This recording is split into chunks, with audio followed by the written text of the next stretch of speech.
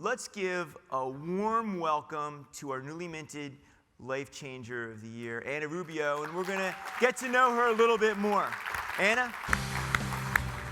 This doesn't happen to people like me or to schools like my school, so I can only thank you. Just praise and thank you. But my father and my mother, they're from Cuba. They pushed me. They knew that I had some form of disability, but when I was a child, they didn't have all the help that you have now.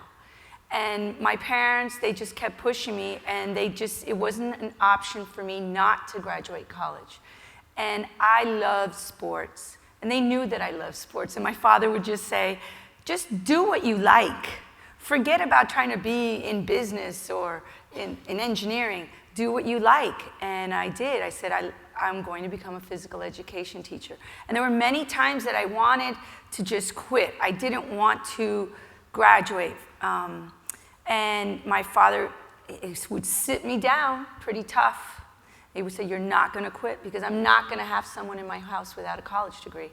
And I'm so thankful to him and my mom that they really encouraged me and forced me, basically, to finish my degree. I applied at Miami-Dade public school system. They said, you're going to this school. And I went to this first school, was called Comstock Elementary. And it was very similar to Earlington. And I was like, OMG. What am I getting myself into? This is crazy. And I just embraced it. I embraced the challenge. I embraced the struggle. I saw the kids. When you look into their eyes, my church is my school. I see my God in the eyes of my kids. I see their struggles are so much bigger than I could ever have. And they're children. So that's what I do, and I embraced it, and now I just love it, and I serve them, and that's my calling. And I guess, And then after Comstock, that was still a much nicer school. When they sent me to Earlington, that was like really, oh wow, this school was built in 1936. The asphalt is from 1936.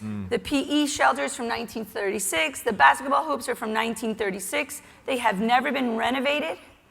You were really talking up Streamline Miami. Yes. The nonprofit that you created. And I think we would love to hear some more color about, what led up to that. After I started there in 2006, it was like, okay, I'm here year after year, and you were constantly hearing about, you put time and effort into these children.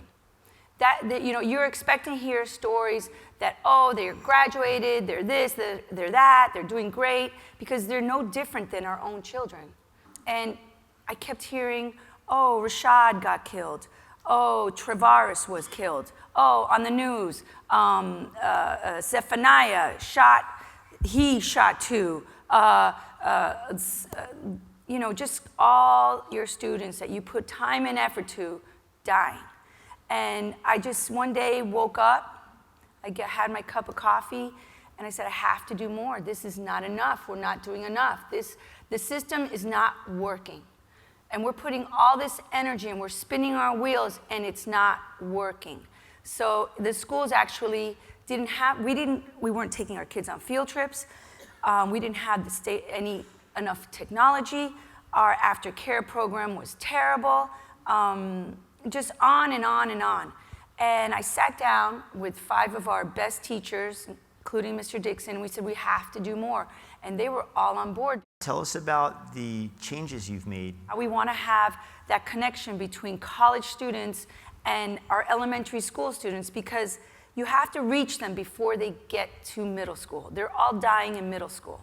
So we have to get them when they're young. And we want college students to come together and connect with our elementary students and plant those seeds of higher education. We started planning incredible field trips.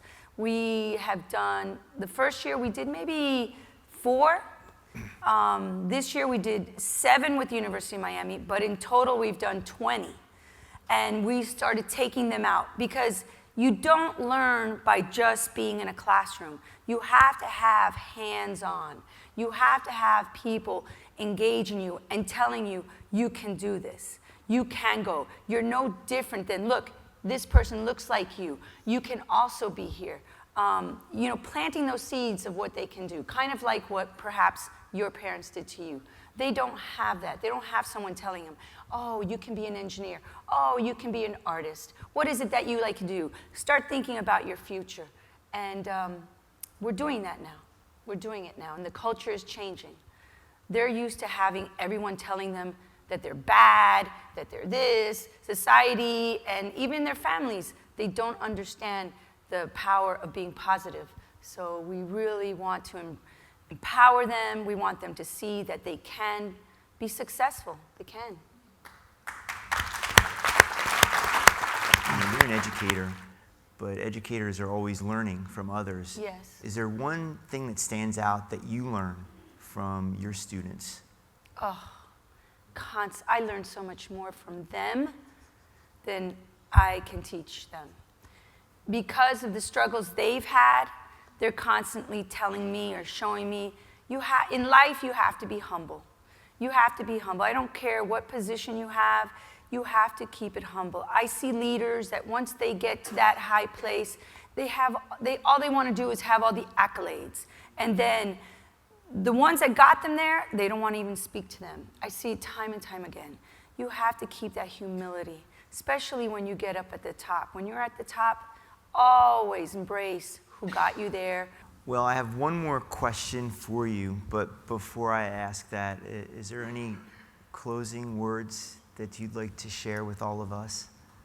Just, you all are obviously leaders in what you do. Always lead with giving back. Give back to your community. I always say, when you get, reach back and pull someone up with you. Because you may have the skills to be a leader. You may have the skills to sell and to make a great living for yourself, but not everyone does.